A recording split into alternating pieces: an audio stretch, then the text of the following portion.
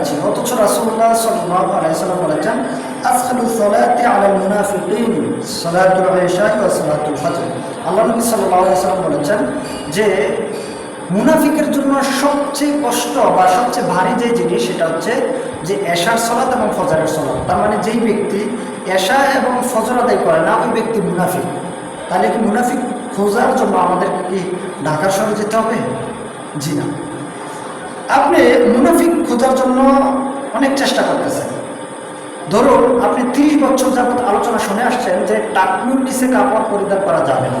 30 বছর যাবত আলোচনা শুনছেন যে টাকনুর নিচে কাপড় পরিধান করা যাবে না, টাকনুর নিচে কাপড় পরলে ওই জায়গাটুকু জাহান্নামে যাবে।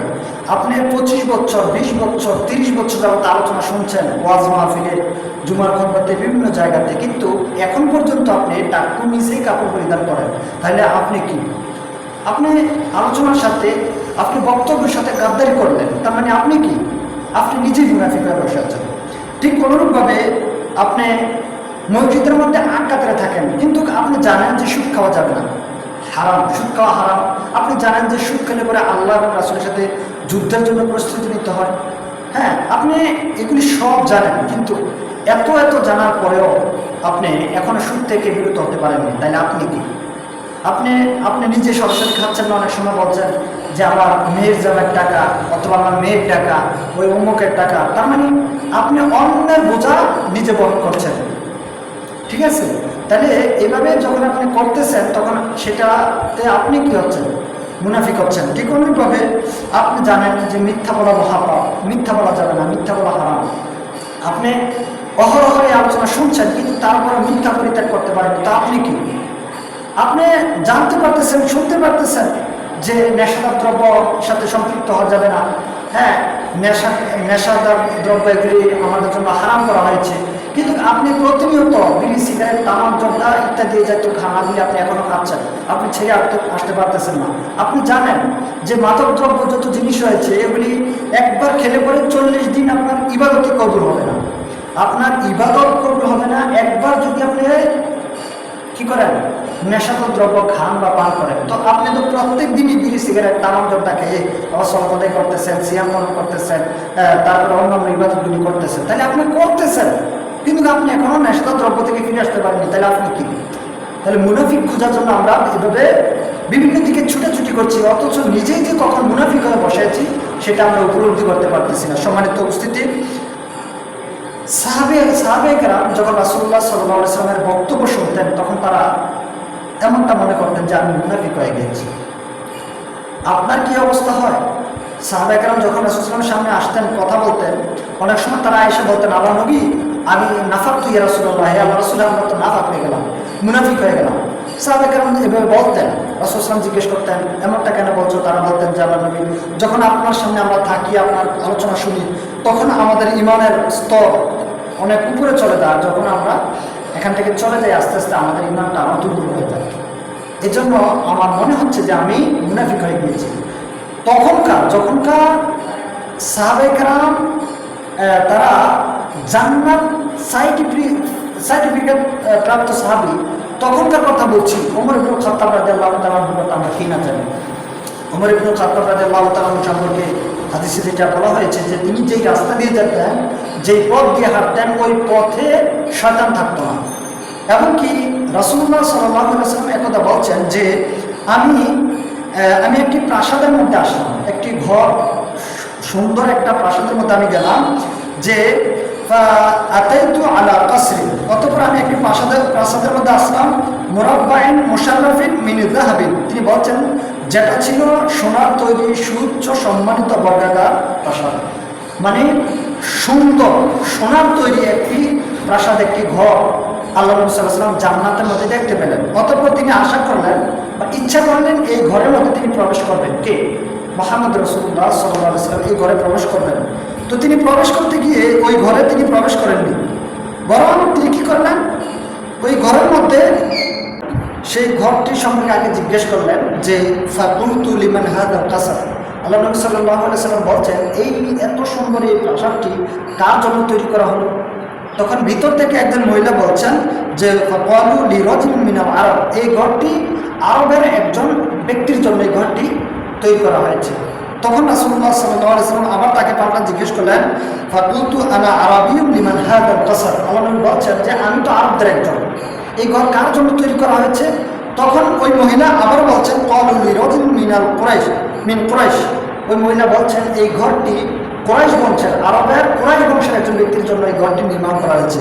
আল্লাহ নবী সাল্লাল্লাহু আলাইহি ওয়াসাল্লাম আবার বলছেন, কুলতু আনা কুরাইশুন লিমান হাযাল কাসর। আরে আমি তো সেই কুরাইশদের একজন, তুমি বলো আমাকে এই ঘর কার জন্য তৈরি করা হয়েছে? এবার মহিলা বলছেন, ক্বালু লিরাজুলিন মিন উম্মতি মুহাম্মাদিন সাল্লাল্লাহু আলাইহি ওয়াসাল্লাম। মহিলা বলছে যে এই ঘরটি মুহাম্মদ সাল্লাল্লাহু আলাইহি ওয়াসাল্লামের একজন উম্মতের জন্য এই ঘরটি নির্মাণ করা হয়েছে। সুবহানাল্লাহ। এবার আল্লাহ নবী বলছেন, ক্বালু কুলতু আনা মুহাম্মাদুন লিমান হাযাল কাসর। আল্লাহ নবী বলছেন সাল্লাল্লাহু আলাইহি ওয়াসাল্লাম, তিনি বলছেন যে আমি হচ্ছি মুহাম্মদ সাল্লাল্লাহু আলাইহি ওয়াসাল্লাম, তুমি বলো যে এই ঘর কার জন্য নির্মাণ করা হয়েছে? এবার মহিলা তার কাছে নাম বলতেছে। দেখেন এতক্ষণ যাবৎ আল্লাহ নবী সাল্লাল্লাহু আলাইহি ওয়াসাল্লাম বারবার, তার আগের হাদিসে কিন্তু এই কথাটাই এসেছে যে ফাজানাতুন আন্নী আনা হুয়া কুলতু ওয়া মান হুয়া ফাকালু উমর ইবনে খাত্তাব রাদিয়াল্লাহু তাআলা। আল্লাহ নবী সাল্লাল্লাহু আলাইহি ওয়াসাল্লাম বলছেন যে আমি আশা করতেছি যে ওই মহিলা হয়তো বলবে যে এই ঘরটা মুহাম্মদ সাল্লাল্লাহু আলাইহি ওয়াসাল্লামের জন্য তৈরি করা হয়েছে। সুবহানাল্লাহ। কিন্তু দেখা গেল যে পরিশেষে যে মহিলা ওই মুহাম্মদ সাল্লাল্লাহু আলাইহি ওয়াসাল্লামের নাম কথা বলেননি, তিনি কি বলেছেন যে মুহাম্মদ সাল্লাল্লাহু আলাইহি ওয়াসাল্লামের একজন উম্মতের জন্য এই ঘরটা তৈরি করা হয়েছে। এবার আল্লাহ সাল্লাল্লাহু আলাইহি ওয়াসাল্লাম বলছেন যে আমি মুহাম্মদ, অর্থাৎ এই ঘর কার জন্য তৈরি করা হয়েছে? এবার ওই মহিলা বলছে, ক্বালু যে ওমর ইবনে খাত্তাব রাদিয়াল্লাহু তাআলা আনহু, এই ঘরটা ওমর ইবনে খাত্তাব রাদিয়াল্লাহু তাআলা আনহুর জন্য তৈরি করা হয়েছে। অন্য আরেক হাদিসে এসেছে যে মিন আসহাবি মুহাম্মাদিন ওমর ইবনে খাত্তাব রাদিয়াল্লাহু তাআলা আনহু, অর্থাৎ মুহাম্মদ সাল্লাল্লাহু আলাইহি ওয়াসাল্লামের একজন প্রখ্যাত সাহাবী ওমর ইবনে খাত্তাব রাদিয়াল্লাহু তাআলা আনহু, তার সঙ্গী সাথী ওমর ইবনে খাত্তাবের জন্য এই ঘরটা নির্মাণ করা হয়েছে। এবার মুহাম্মদ সাল্লাল্লাহু আলাইহি ওয়াসাল্লাম বলছেন যে আমার ইচ্ছে ছিল যে এই ঘরটার মধ্যে আমি প্রবেশ করি, কিন্তু আমি এই ঘরে প্রবেশ করিনি শুধুমাত্র এই কারণে যে এই ঘরটা ওমর ইবনে খাত্তাবের জন্য তৈরি করা হয়েছে, এত সম্মানিত একটি ঘর, এই ঘরে আমি কীভাবে প্রবেশ করবো আমি ইতস্তত করলাম। ওমর ইবনে খাত্তাব রাদিয়াল্লাহু তাআলা আনহু তিনি এই ঘটনা শোনার পর তিনি তার চক্ষু দিয়ে অশ্রু প্রবাহিত হচ্ছে, আর তিনি বলছেন যে আল্লাহ রাসূল, আপনি কি আমার ব্যাপারে এতটাই মানে আমার আত্মমর্যাদার ব্যাপারে আপনার এতটাই সচেতন ছিলেন বা এমনটাই ভাবতেন, মানে আমার আত্মমর্যাদার চিন্তা আপনি এভাবে করলেন? ওমর ইবনে খাত্তাব রাদিয়াল্লাহু তাআলা আনহু রাসূল সাল্লাল্লাহু আলাইহি ওয়াসাল্লামকে এই কথা বলছেন। তো আমি এই কথাগুলি দ্বারা এটাই বুঝাতে চাচ্ছি যে এত বড় নামি দামি একজন সাহাবী ওমর ইবনে খাত্তাব রাদিয়াল্লাহু তাআলা আনহু, যার জন্য জান্নাতে এত সম্মানিত একটি প্রাসাদ তৈরি করা হয়েছে, ঘর তৈরি করা হয়েছে, যাকে জান্নাতে দেওয়া হবে বলে অগ্রিম দুনিয়াতে যার জন্য সার্টিফিকেট রয়েছে, এমন ব্যক্তি তিনি যখন হুযায়ফা রাদিয়াল্লাহু তাআলা আনহুর কাছে যেতেন, গিয়ে তাকে জিজ্ঞেস করতেন যে হুযায়ফা, আল্লাহ রাসূল সাল্লাল্লাহু আলাইহি ওয়াসাল্লাম তোমার কাছে একটা মুনাফিকের লিস্ট দিয়েছিল, হুযায়ফা তুমি কি আমাকে একটু বলবে এই লিস্টের মধ্যে আমি ওমরের নামটা আছে কিনা?